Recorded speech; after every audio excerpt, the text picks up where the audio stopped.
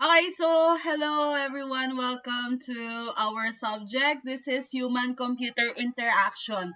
So, this is different from your major last time. With me, syempre, we had our programming one last time. So, we have dealt with a lot of problems, ganyan-ganyan, paano mag-program, syntaxes, and all. So, with HCI, or human-computer interaction, we are actually, sorry. Sakit, aray.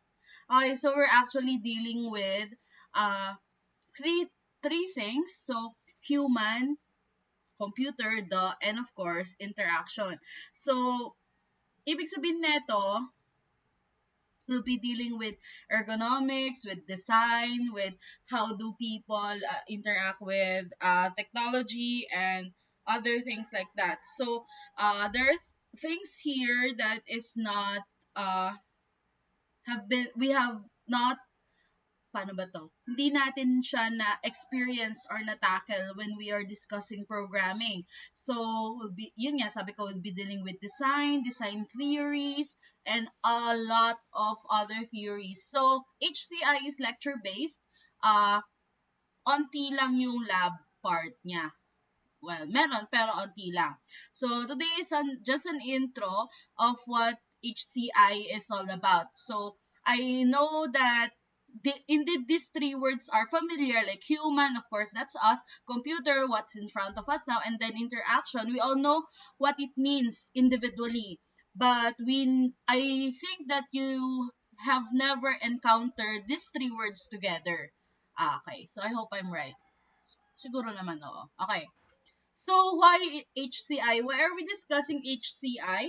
So designs should not just present a pretty face, but should support the tasks that people actually want to do and forgive the careless mistakes. Designing a system or designing an interface doesn't always mean that it should be beautiful. Hindi porke ang ganda ng fonts mo, ang ganda ng colors mo, yun na yun. So, it should make sense, and it should always support the task that people actually want to do. And of course, forgive the careless mistakes that may happen. So, dapat may counteract siya every time na mayroong pagkakamali sa loob ng system. Okay, so what I was saying is, let's just have our LMS, for example, since it is the thing that we're always been using every time. Let's compare it with Discord, since andito naman tayong lahat. Sorry. Okay, so, when matanong ko kayo, mga kapatid kay Kristo, anong masasabi nyo sa LMS natin? Like, first, pag-open nyo, like, ano yung feedback, ano yung masasabi nyo agad dun sa LMS? Anyone? Ma'am, Ah, para sa akin, ma'am, madali ma-access or madali makita yung mga subjects na na-enrollan. Makita gano'n. okay, madaling makita yung subjects na na-enroll, which is a good thing. Tama, Eko?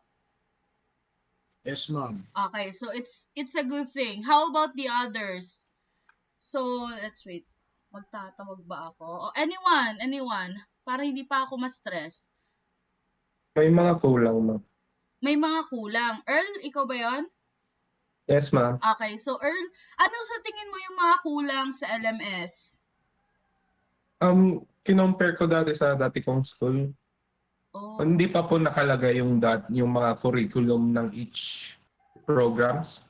Parang okay. by course. Parang isa din yun na dapat makita na lang. Okay, so okay Student. sa inyo na merong access yung parang makikita nyo kung nasa ang part na kayo ng curriculum, tama?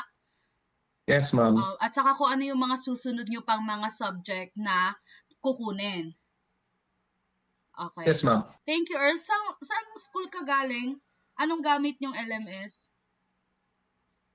Yung website mismo ay sa UST po. Oh, I think US is using Canvas. Canvas ba? Student. O Moodle Opo. din. Kaya tama. US is using Canvas sa pagkakaalam ko. Oo nga, malaking advantage talaga ang paid versus free. Kasi Moodle is free, so Canvas is paid. So yeah, yon. What about the design? Yung itsura ng mismong LMS? Anyone? May masasabi ba kayo?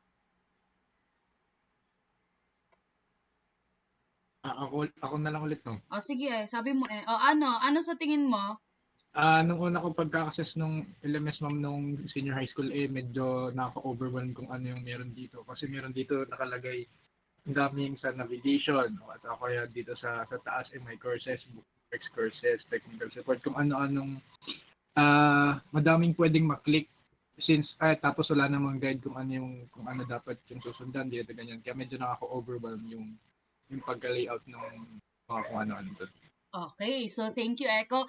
Napapansin nyo nga doon sa LMS, it is really overwhelming. Ako mismo na been dealing with a lot of websites almost every day, na talaga nga namang nakaka-overwhelm yung LMS. Like, merong, parang ilang panel siya, apat?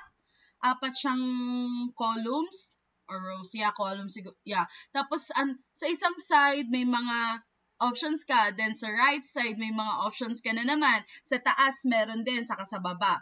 Okay, so thank you for that. Yun nga, napapansin natin, overwhelming. For me, guys, the first thing na nung in-encounter ko yung LMS, para kung nakita yung langit, as in bang, ganun, kasi puti. As in, puting-puti. Hindi siya puti. Puting-puti siya. Tapos as in, sobrang sakit niya sa mata. Especially if you have your 7:30 class. Like, I have my 7:30 class with you last time. So, kapag halimbawa, 6:00 ng umaga, magpre-prepare ka, tapos nakikita may LMS, boom, gising.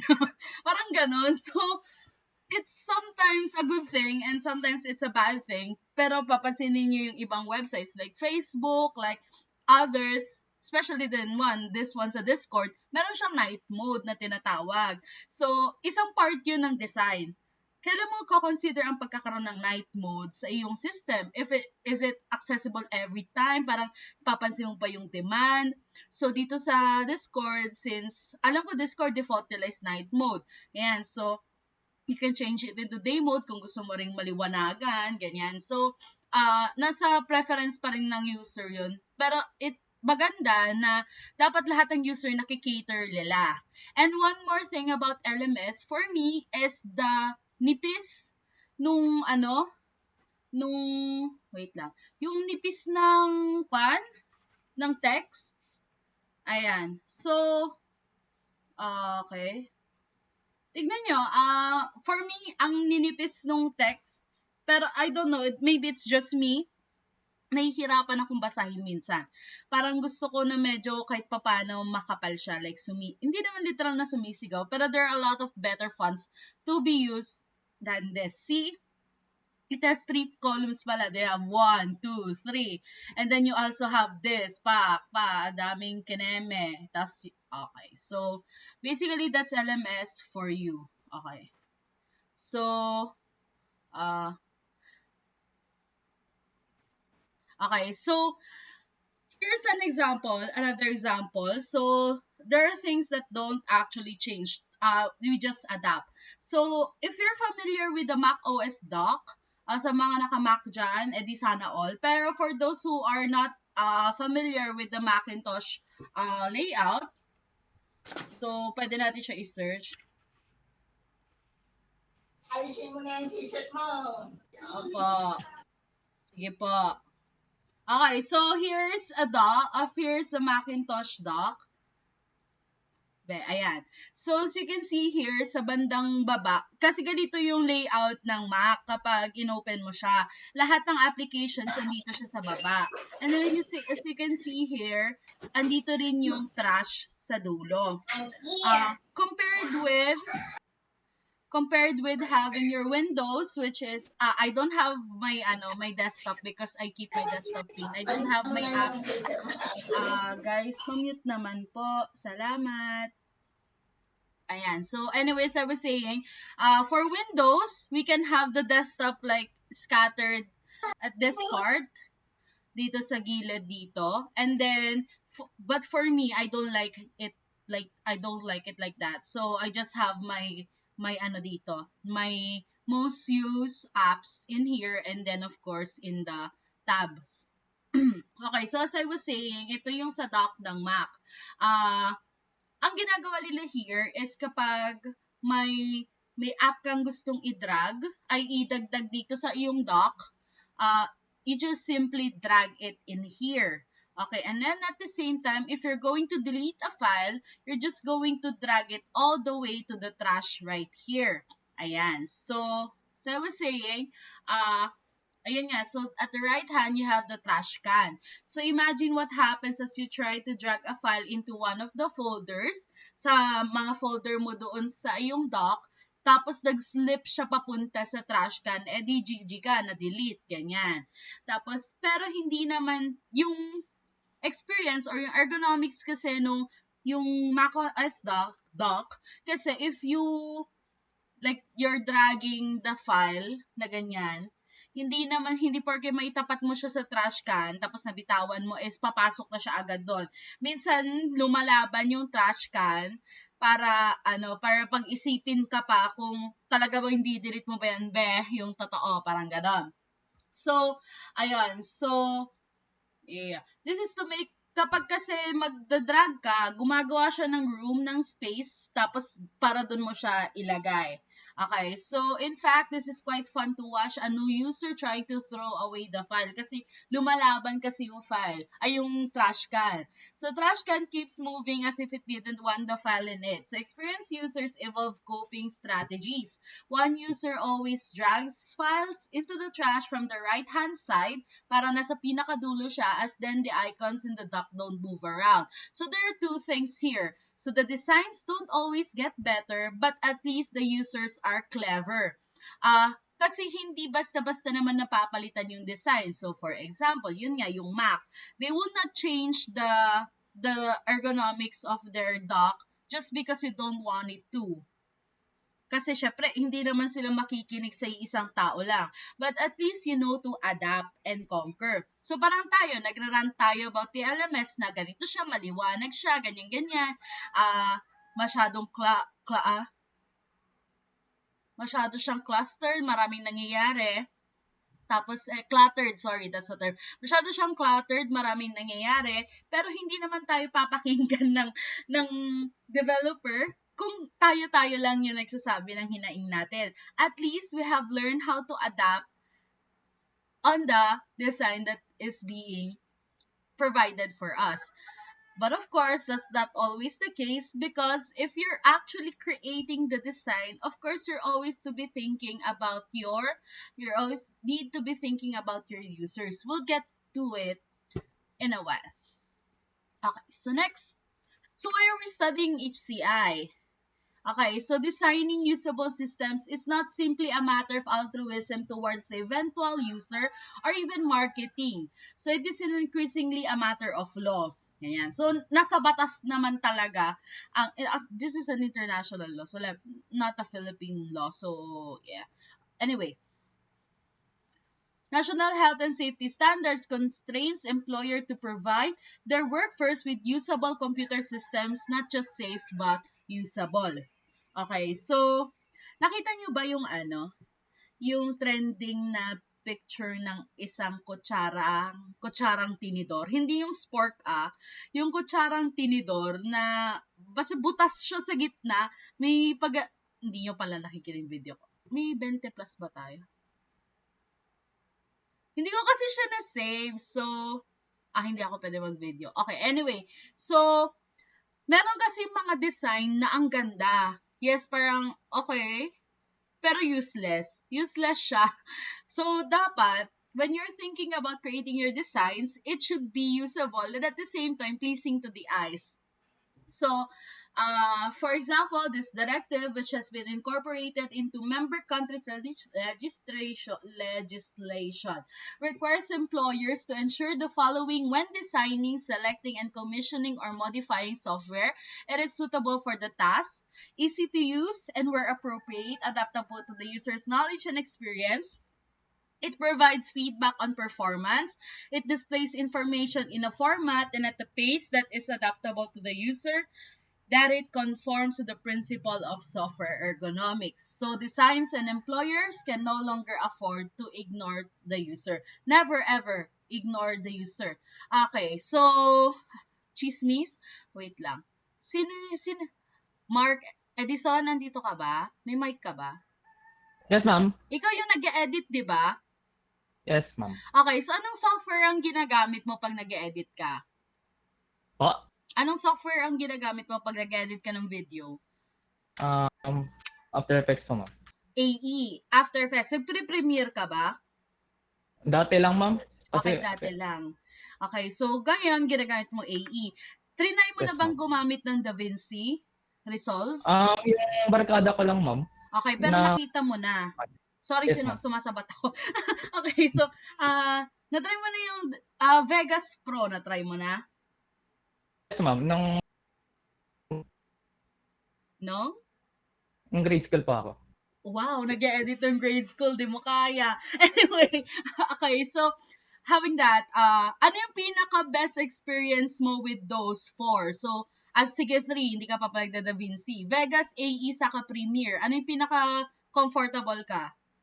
After Effects po, ma'am. Okay, so yun nga, comfortable ka with AE, kaya yun yung ginagamit mo. And then, so andun yung comfort, andun yung appropriate and adaptable to your knowledge and experience. Kaya ka nag-AE kasi yung mga gagamitin mo, alam mong andon, tama? Ma'am?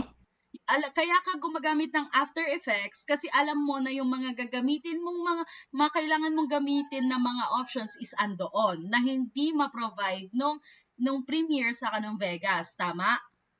Yes, ma'am. Ayun. Yun yung sinasabi ko when you're designing things or designing softwares or just designing stuff. Kailangan ma-i-adapt ng mga users mo, yung targeted users mo, kung ano yung gagawin nila. So for me, I am also editing videos but not that much. Therefore, I don't use AE kasi hindi naman ako nag-animate.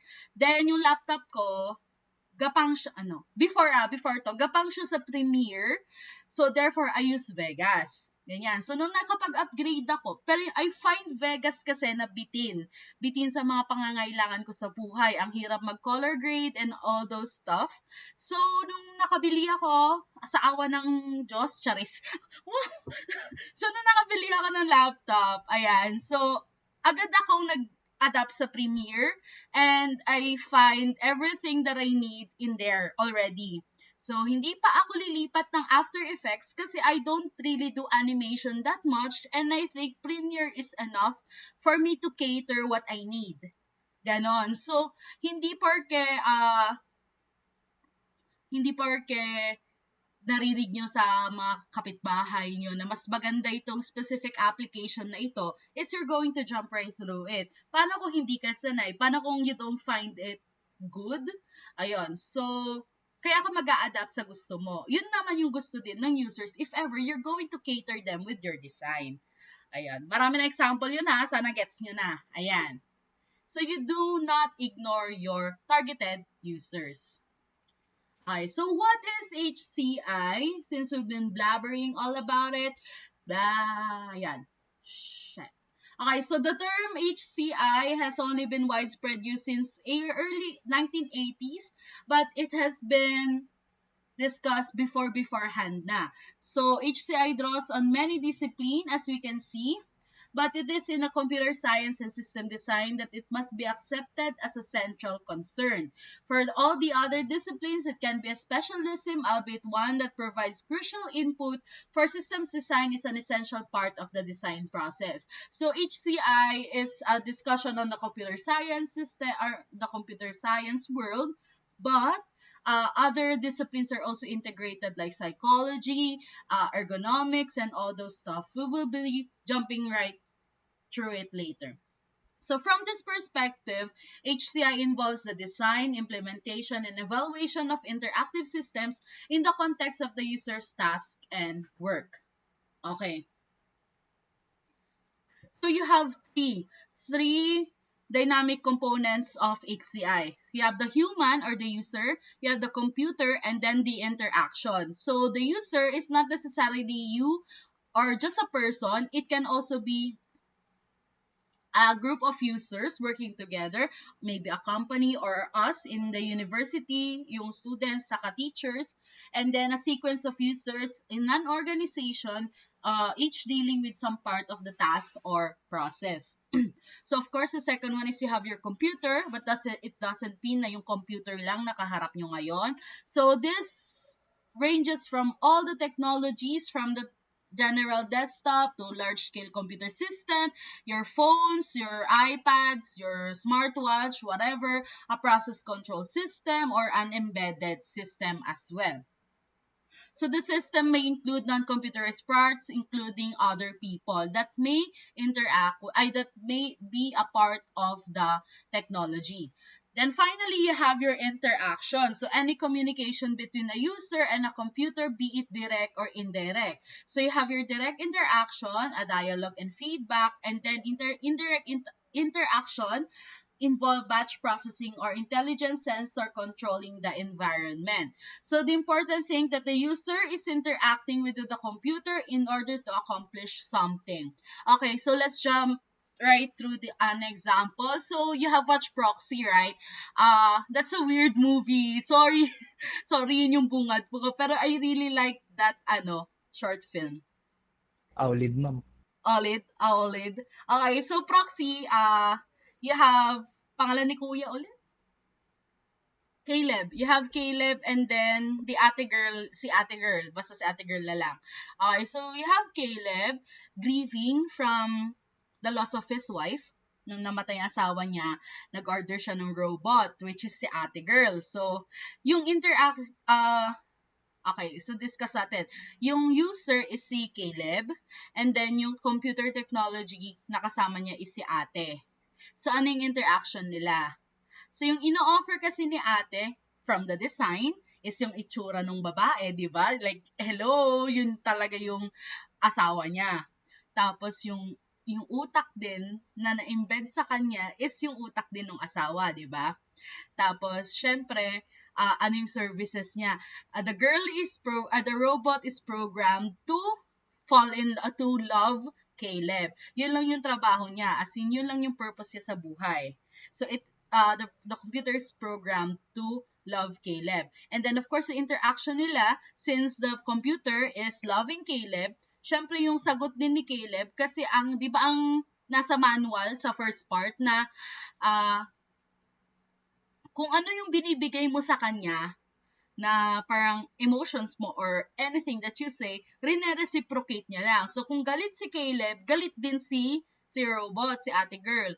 Tapos, pero at the same time, pwede niyang i-command na stop. Kasi nga, di ba, yung purpose ni girl is to love Caleb.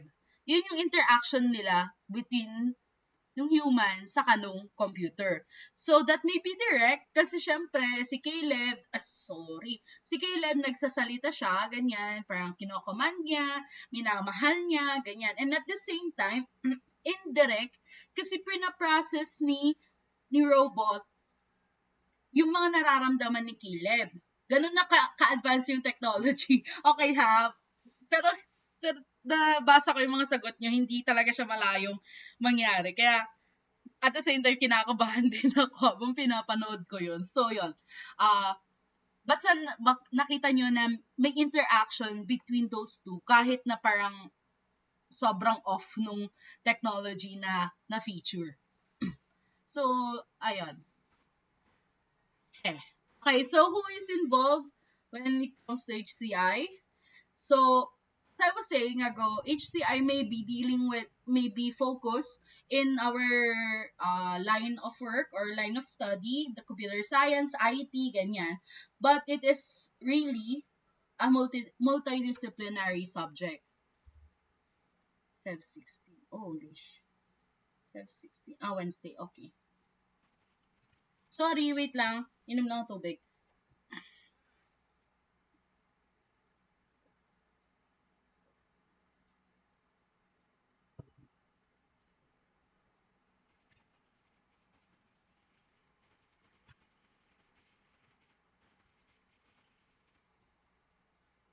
Okay, so as I was saying, okay, so the ideal designer of an interactive system would have expertise in a range of topics. They have psychology and cognitive science to give her knowledge of the user's perspective, are perceptual, cognitive, and problem-solving skills. Also, ergonomics for the user's physical capabilities, sociology to help her understand the wider context of the interaction, computer science, of course, in order to develop and build the necessary technology, business in order to market it, graphics design to produce an effective interface presentation, technical writing to produce the manuals, and it goes on. Okay, so let's try to break it down. If you have these subjects, so you have psych. I think you have your G self subject, 'di ba? Okay. Oy, meron 'di ba? G self. Meron 'yan. Tapos, cognitive and problem solving, that is ano 'yan? Anong subject siya ngayon? G ethics, I think, yung logic ganyan. So sociology, I'm not sure. Pero kami nun, meron kaming ganyang subject. And then, of course, computer science, graphic design. Wala na kayong multimedia ngayon. Pero, let's try to integrate it as we go on. Then, technical writing. I think this is one of your English subjects. So, ayun. Siyempre, hindi yan kaya ng iisang tao, di ba? Like, oh my God, you have all this package in one person. Eh di, siya na mayaman, ganyan. But, that's why when you're creating an interactive system, you will always need a team of people in order to break down what you need to do. Okay. So, ayun. There is an underlying principle that forms the basis of our own views on HCI and is captured in our claim that people use computers to accomplish work. So this outlines the three major issues of concern: the people, the computers, and the tasks that are performed. Number one is you always have to consider usability. So the system must support the user's tasks, which give us a fourth focus, which is usability. So if the system forces the user to adopt an acceptable mode of work, then it is not usable. Okay, so you have people, computers, and a task. Of course, kailangan magkaroon ng task, pero before that, dapat usable yung technology dun sa task na gagamitin nila. Para kang parang sinabi ko sa inyo na mag-encode kayo ng 100-word essay gamit ang calculator. Diba that's impossible? That's impossible. Kaya, hindi yun useful pag pinagamit ko kayo ng calculator, di ba? Okay, so next, the word tasks in what we're talking about or the focus on accomplishing work is also problematic in a way when we think of areas such as domestic appliances, consumer electronics, and e-commerce. So there are three quote-unquote words that must all be true for a product to be successful. You have three. It must be useful, usable, and it should be used. So, kagamit-gamit, useful, usable, nagagamit, and then use nagamit. Okay? Okay, so for useful, it should accomplish what is required, like it should play music or cook dinner, format a document, whatever you wish to do. Usable, nagagamit ba siya lagi and naturally? Just do it easily and naturally without danger of error, etc. And then use, makes people want to use it, be attractive, engaging, fun, etc. Okay, so let's provide an example. Who's using dating apps right now? Umamin na kayo. Anyone? Dating apps. Oy. Sino? Ma'am, lit match. Lit match? Oh my God, shit. Bago ba yun? Hindi ko alam yun. Near group, ma'am. Lit match Telegram. Telegram put. Joke lang. Okay, so, shit, hindi ko alam yung lit match. Sige, okay. Tinder. Profoundly, ma'am. Alam niyo yun? Ano na naman yan? Profound. Okay, sige. Ako na magsiset na example. Sige. Wait lang. Walk me through nga doon sa... Yung lit match ba yung may voice? Yung pwede magsalita? Yes, ma'am. Meron yung 10 every day. Na voice calls? Voice message? Yes, ma'am. Voice message. And meron din po yung side na chat lang po. Alam na. Kubisado ni Papi. Okay, sige. Ma'am, meron sa TikTok yun. Hindi kasi ako, wala akong pake. Pag nakikita ko lit match, move, ganun lang. Pero nakikita ko yung ad. Yun pala yun. Pero baka bata kasi. Pinopromote na. Oo nga, Pinopromote lagi pinopromote sa ng TikTok. Nakikita ko, pero minumove ko lang. Anyway, so, sige. Pero try ko, pero feel ko bata yung mga market doon, kaya hindi. Hihanapan niyo na ako ng bebe, mga animal. meron po yung kanta ni sa set po yung age. Okay. Sige. Sige, try natin. Let's enumerate 3. Okay, Ma'am, so, naghahanap ka ba ng jowa? oo, naghahanap ako. Gusto ko may Fortuner. Yun yung number 1 requirement ko. Kasi tamad ako maglakad. Shoot. Anyway, sige. Let's have lit match. Sige. Then, Tinder. And then, Facebook dating. Grindr. Oh my God. Sige, wag yon. Please lang. Okay, so let's have 3. Lit match, Tinder, saka... sige, Bumble na lang. Bumble. Nagbo-Bumble ba kayo? Alam niyo yung Bumble, yun na lang. Sige, wag. Facebook dating na lang. Kasan pa? Sige, ayun. Okay, so let's have lit match, Tinder, saka Facebook dating. So, since nabanggit nyo na nga, I think pinaka usable for you guys is yung lit match. Tama? Like, ano ba yung merong feature yung lit match na wala yung Tinder saka yung Facebook dating? Errol, since ikaw naman na ang spokesperson ng lit match, sabihin mo sa amin ngayong araw na to.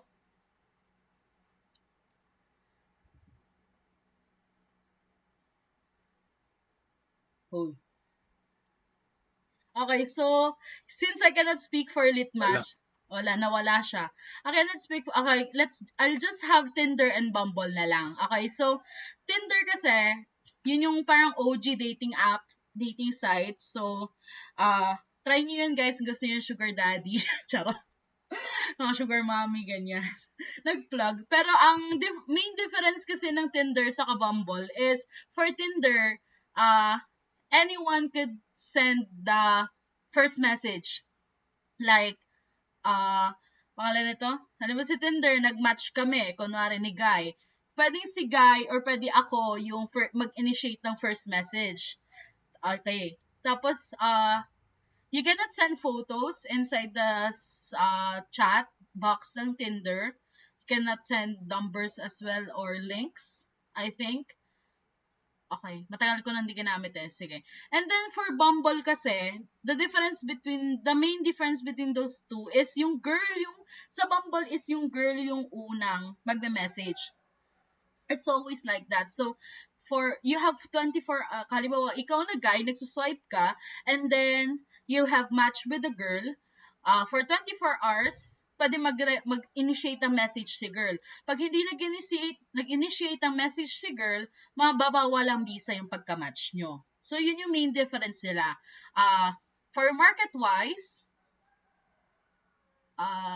mas gusto ko yung algorithm ng Bumble kasi, ng Tinder kasi you can actually select your interests. Like, if you like music, you like watching movies, you like coffee, just simply like it. And then, yung mga matches na pupunta na sa'yo is yung mga priority yung mga people na shared the same interests with you.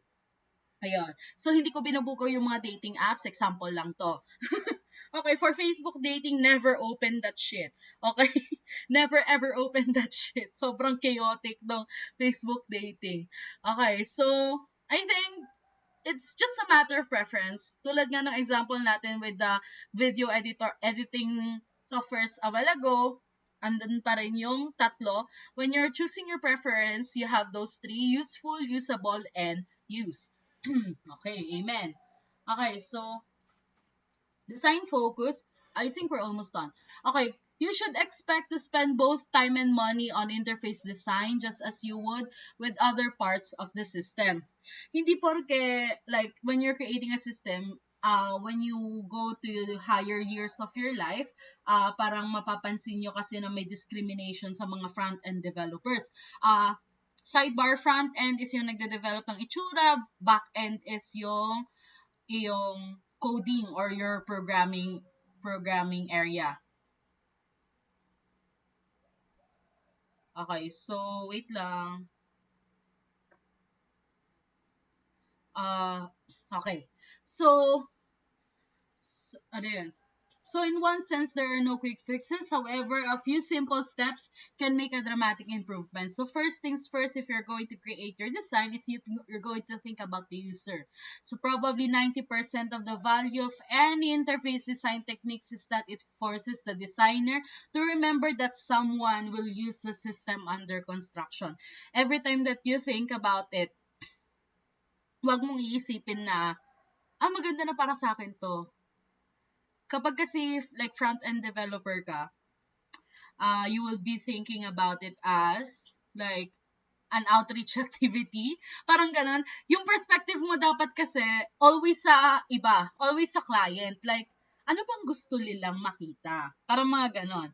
So, if you're creating if you've been with the creative industry for a while, siguro sa mga nag-graphic design, sa mga tumatanggap ng commissions, sa mga nagle-layout dyan ng mga kung anong mga nag-edit ng video, you always think about it. Anong gusto ng kliyente ko? Client focus lagi. So, for us kasi sa Marahuyo, nag-plug. Kung napapansin niyo yung mga output namin, lalo sa videos, hindi kami yung yung parang sa ibang mga photo-video kinemero na, eto kami, period. So, ibubook nyo kami kasi ito yung nagustuhan nyo yung ginagawa namin. Ganon kasi yung perspective ng ibang studio. So, napapansin nyo na lahat ng output na nilalabas sila, especially with pictures and videos, lahat ng output nila pare-pareho. Iba naman yung kinasal, pero pareho pa rin yung galaw. Pareho pa rin yung movement ng mga kaganapan nila. Well, for us kasi, siguro this is an advantage because 3 of us are dalawa kaming IT graduate, 2 are ongoing IT students. Ayan. So, ayun. We really sit in with the client. Ano pong gusto nyo mangyari? We do that. So, brainstorming, ganyan, gusto namin sa bundok, gusto namin sumakay sa bulldozer, and all those stuff. So, at the same time, natitake note namin yung gusto ng clients namin. Integrating our art, and that's kaya mas satisfy yung user kasi they are expecting that output from you. Parang ganon. So, it's just the same with other concepts like creating systems, creating design, and etc. Okay, so, many designers will build a system that they find easy and pleasant to use, and they find it incomprehensible that anyone else could have trouble with it. Hindi porke madali sa'yo, ay madali na para sa lahat when you're creating a design. So always take note that paano kung may user kang colorblind.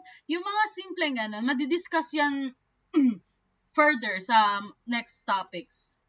Okay. So, professional usability laboratories will have video equipment, one main winner, and other sophisticated monitors, but a notebook and pencil and home video camera will suffice. So, dito sa second jot point, so, simply sitting someone down with an early version of an interface is enormously valuable. Kasi if you're going to deliver, yun nga yung pagiging hands-on ng client sa'yo as you develop your system is a really good thing. So this will be discussed in your further subjects pa, mga system analysis and design, ganyan. Kung bakit importante yung mode na every time that you finish something is you deliver it already to your client, draft 1, draft 2, ganyan. Para pag natapos mo na siya all over, happy na si client kasi nakita na niya yun in the first place. Then, of course, involving the user. Hindi ko pa ito sinasabi. Where possible, the eventual user should be involved in the design process so they have vital knowledge and will soon find flaws. A mechanical syringe, this is an example. A mechanical syringe was once being developed and a prototype was demonstrated to hospital staffs. Happily, they quickly noticed the potential fatal flaw in its interface. Ito yung interface ng mechanical syringe. Dito sa first part right here, sa left side, ito yung dinesign ni designer. Ni-design nung gumagawa. As you can see, it will enter the number. Yan. And then after consulting the users, ito yung naging output nila. Shemay. Ito yung naging output nila. Because if you're setting the dose in 1372, so you can see 1372, tapos nagmamadali ka, most probably in a numpad, pwedeng maging 13,672. That's 10,000 of difference na overdose na tayo yung pasyente. Whereas, in this area right here, like, since aware ka naman na 4 digits lang yung pwede, so you can just have like plus and minus UI in order to have your values. So, 1472, 1372, so just like hundreds lang naman na difference. Unlike with this one na as in umaapaw sa pagka-difference. So the doses were entered via numeric keypad, an accident key press, and the dose could be out by a factor of 10. So the production version had individual increment here, so right side for each digit. Okay. So iterate. So people are complicated, and of course, you always need to remember that you cannot please everyone. So you won't really get it for the first time. But of course, if you have a client is right, so you have to please the client, okay? So programming an interface can be a very difficult and time-consuming business. So the results become precious and the builder will want to defend it and minimize changes. Making early prototypes less precious and easier to throw away, this is crucial. Happily, there are now many interface builder tools that aids the process. So, marami ng mga applications that we are using in order to create mock-ups or simple user interface. So you have your HyperCard for Apple, and then you have your Visual Studio rather for PC. But for you guys, I'm going to have you experience Adobe XD. Kung hindi pa tayo face-to-face, kung papayag kayo mag-face-to-face tayo sa 15, siguro, let's see kung anong software ang pwede natin gamitin. So, for visual and layout decisions, you can use Photoshop, paper design, you can just draw it, and simple models can be used. Oh my God. Okay, so that's it for our intro. Do you have any questions as of now? Or May face-to-face na tayo? Oh my God, nadulas ako. Charis. They're planning to have the face-to-face on February 15, pero it is more focused on the laboratory subjects. So, I don't know kung kasama tayo sa HCI kasi sinabi ko nga sa una na we are kind of lecture-based subject. But I think your Prog 2 is planning to push. Pero yan, marami pa yan dadaanan, mag-i-interview pa with you, magkakaroon kayo ng surveys, tapos magkakaroon kayo ng parent consultation kung sino mga magulang ang gusto, ganyan. Gusto niyo na ba? Yes, ma'am. Magigil na din sa'yo. Okay, so, ayun. So, that's overview of HCI. We'll be discussing design, ganyan. So, ayun. May tanong ba kayo? Sa software, baka mag-start tayo ng midterm to finals naman na mag-keme. Ayun.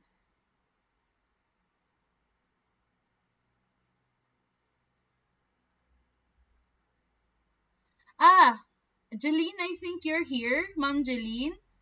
Kayo po yung from grad school.